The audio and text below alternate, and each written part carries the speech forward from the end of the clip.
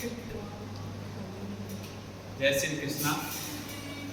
सभी का Shyam education group में स्वागत है, अभिनंदन है। हम शुरू करेंगे जो हमारा चैप्टर चल रहा था, वो चल रहा था राजस्थान के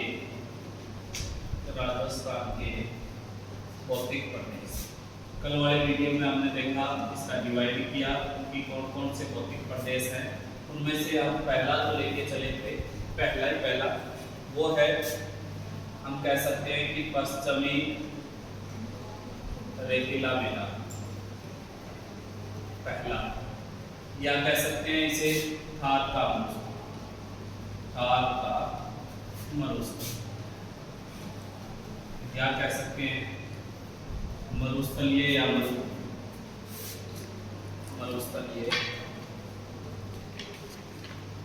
या मरु।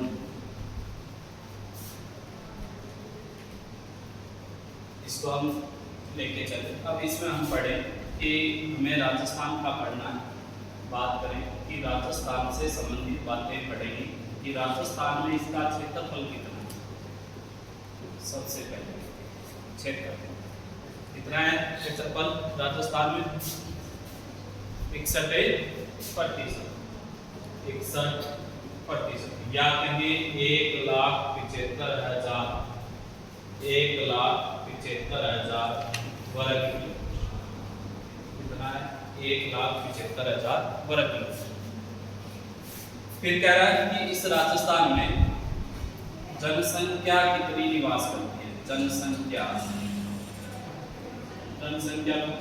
कितनी निवास करती है, तो जनसंख्या के संदर्भ में हम देखें तो यहाँ जनसंख्या निवास करती है लगभग 40%। कितने प्रतिशत लोग रहते हैं यहाँ? 40 के विश्व के। ये कह रहा है कि विश्व के सर्वाधिक लोग यही रहते हैं। ऐसा मरुस्थल है ये जहाँ सर्वाधिक क्या पाई जाती है? विश्व की जनसंख्या। विश्व का ऐसा एकमात्र ऐसा मरुस्थल है कि जहाँ विश्व की क्या पाई जाती है? जनसंख्या। फिर कह रहा है कि इसकी हम लंबाई चौड़ाई देखें कि इसकी लंबाई चौड़ाई कितनी है। इस मरुस्थल की लंबाई चौड़ाई, इस मरुस्थल की लंबाई चौड़ाई का अध्ययन करें तो 600 किलोमीटर से इंटू 350 किलोमीटर की भार का मरुस्थल है। इसकी लंबाई चौड़ाई 600 इंटू 350।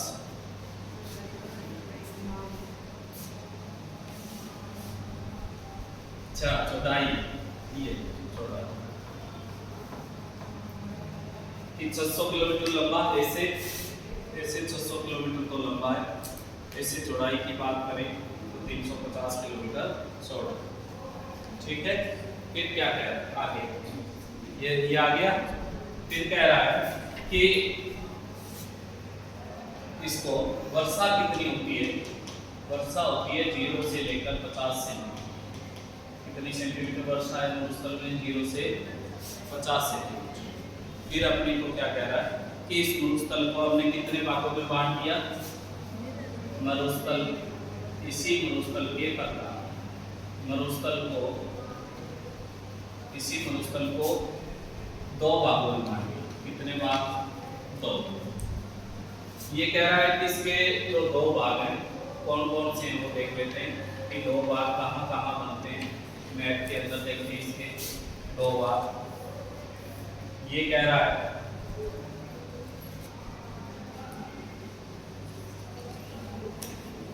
ये अपने राजस्थान का मैप है। इसमें देखिए मरुस्थल की बात करें, यहाँ पर पश्चिमी रेतीला मैदान ये 33 सागर का अवशेष है। किसका अवशेष है? 33 सागर। यहाँ वर्षा में पड़ी, इसे कितने भागों में बांट दिया? 2 भाग। अब 2 भाग, एक जो भाग है यहाँ पर इस तरफ वो है बालूका युक्त प्रदेश।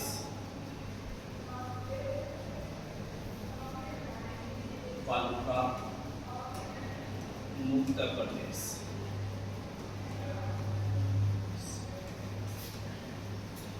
दो भाग हैं, दो भाग। पहला भाग जिसे हम बोलेंगे अर्ध शुष्क प्रदेश, अर्ध शुष्क प्रदेश।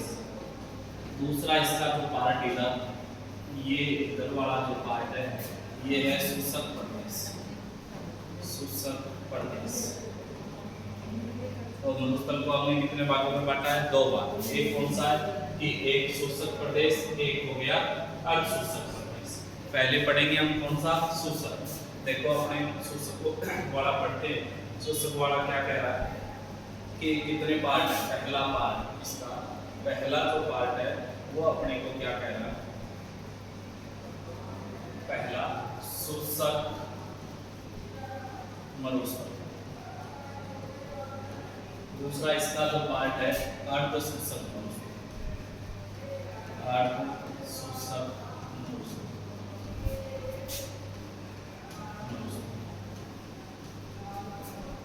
तो शुष्क मरुस्थल का अध्ययन करें, इसका अध्ययन करेंगे। सबसे पहले पार्ट का शुष्क मरुस्थल।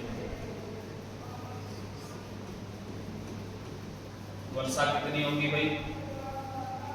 वर्षा ये कह रहा है कि दो पार्टों को बांटा किस आधार पे? तो 25 सेंटीमीटर वर्षा रेखा विभाजित करनी है। मरुस्थल को दो पार्टों में डिवाइड करने वाली वर्षा रेखा कौन सी है? 25 सेंटीमीटर। 25 सेंटीमीटर वर्षा रेखा इसे कितने भाग बनाती है?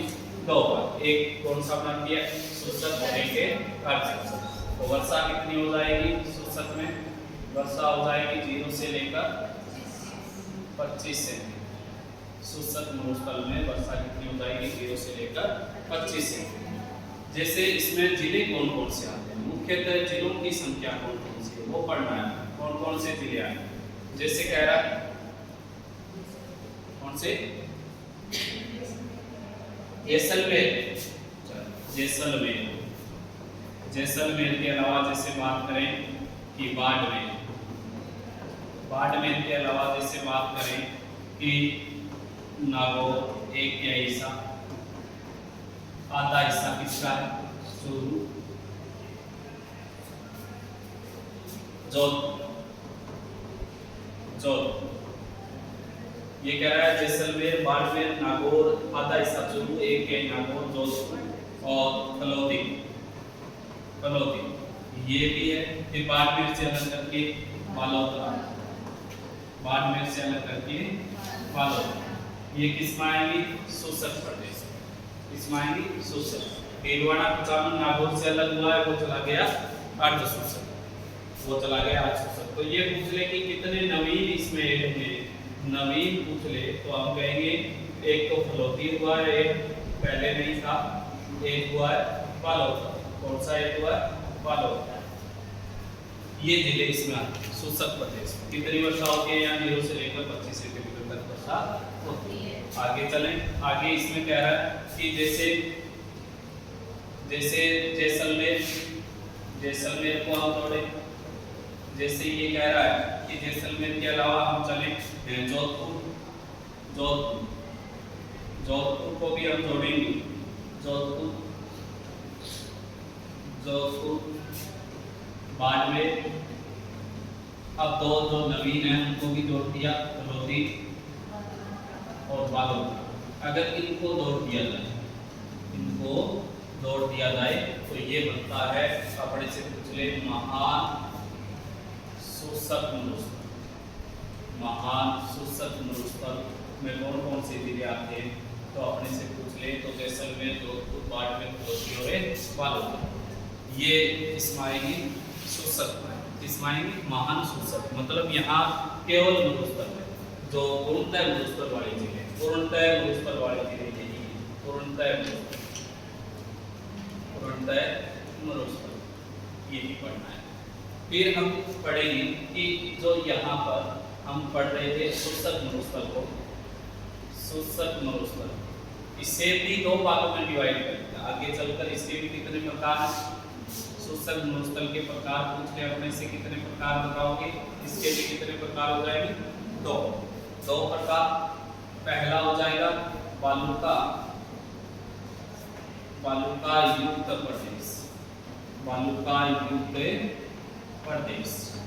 दूसरा हो जाएगा इसका प्रकार वालुका मुक्त प्रदेश, वालुका मुक्त प्रदेश मतलब जहाँ दोहरे दोहरे पाए जाते हैं, मतलब स्तूप मिलते हैं वो तो है युक्त प्रदेश, और जहाँ कुछ पथरीला भाग पाया जाता है वो है मुक्त प्रदेश।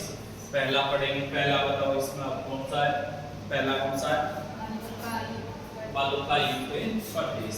चलो पहला वालुका युक्त प्रदेश।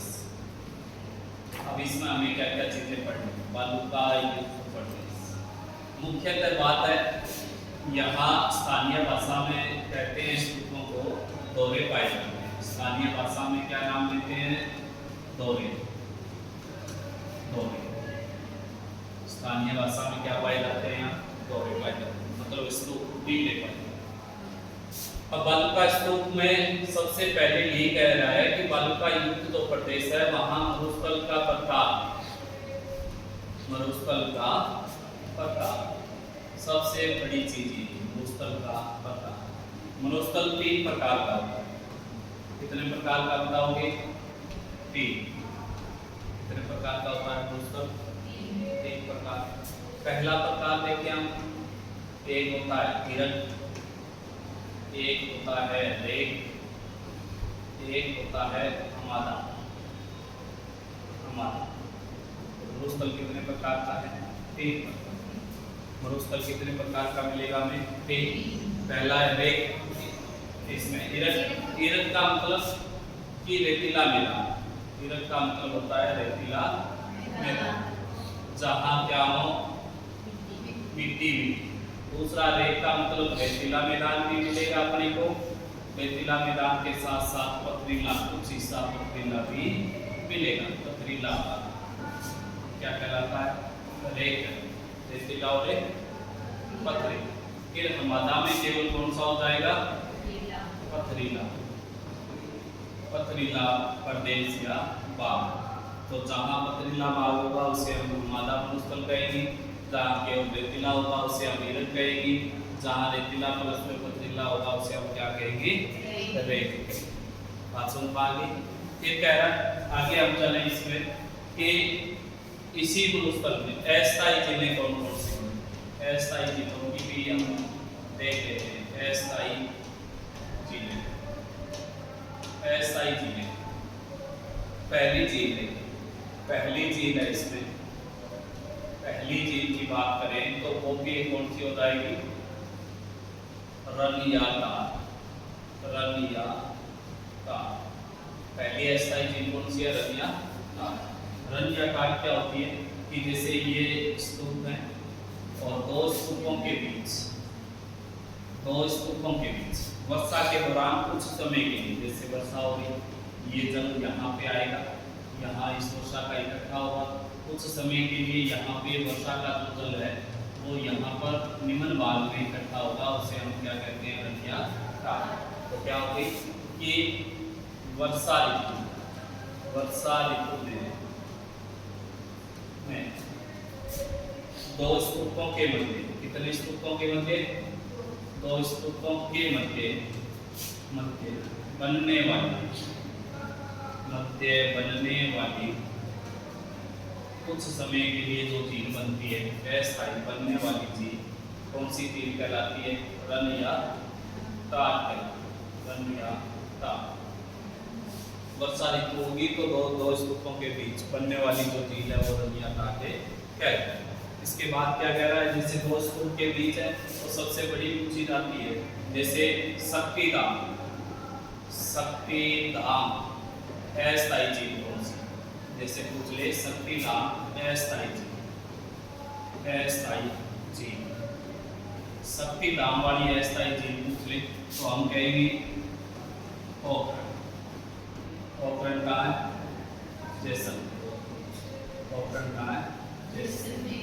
जैसे और भी देखिए रनियातार तो तवा हो गई, लावा हो गई, डोबरण हो गई, डोबरण। अब ये पूछ ले कि राजस्थान की सबसे सबसे बड़ी, ये कह रहा है क्षेत्रफल, सबसे बड़ी क्षेत्रफल की दृष्टि से दोलन। राजस्थान की कौन सी ऐसी स्थायी झील है जो क्षेत्रफल की दृष्टि से सबसे बड़ी है, तो हम कहेंगे दोलन। और रनियाटाट पड़ी, रनियाटाट वर्षा ऋतु में दो स्तंभों के मध्य बनने वाली झील रनियाटाट, सतीराम, पोखरण, जैसलमेर, तवा, लावा, दोलन बहुत सारे उदाहरण हैं इसके। राजस्थान की क्षेत्रफल की दृष्टि से सबसे बड़ी स्थायी झील कौन सी हो जाएगी, दोलन। कौन सी है, दोलन। इसके बाद जैसे हम आगे चले, आगे आती है खड़ी। 2 नंबर अस्थायी झील कौन सी है, खड़ी। खड़ी की बात करें, खड़ी इस झील, ये झील है, ये कह रहा है कि सर्वाधिक कहाँ होती है, सबसे बड़ा अपना क्वेश्चन है कि खड़ी झील का निर्माण सर्वाधिक हम बात करें तो जैसलमेर,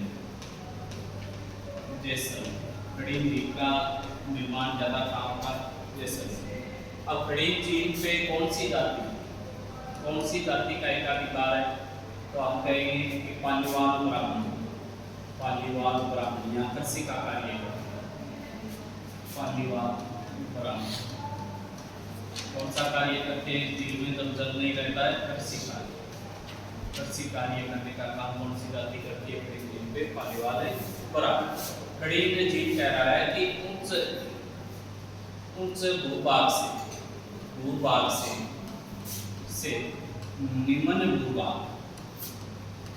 निम्न भूभाग में कुछ समय के लिए जल एकत्रित,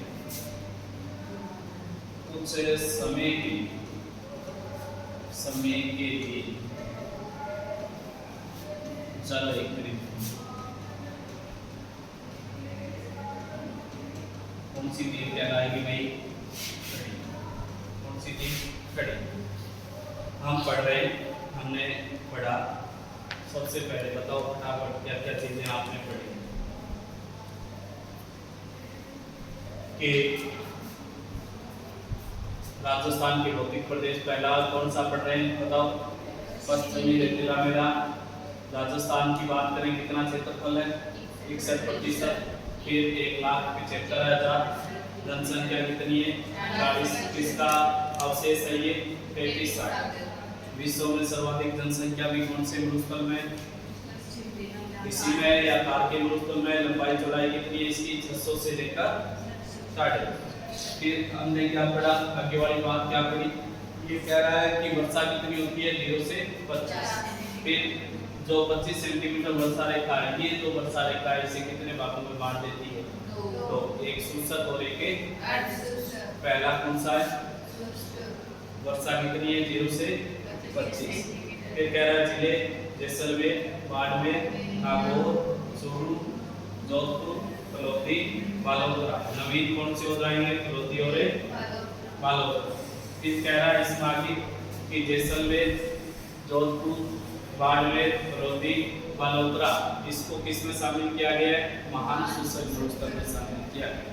फिर कह रहा है ये मतलब पूर्णतः मरुस्थल है, पूर्णतः क्या है, मरुस्थल। फिर आगे वाला क्या कह रहा है अपने को कि सूचक मरुस्थल को कितने प्रकार में बांट दिया, तो एक वालुका युक्त प्रदेश और एक वालुका मुक्त प्रदेश।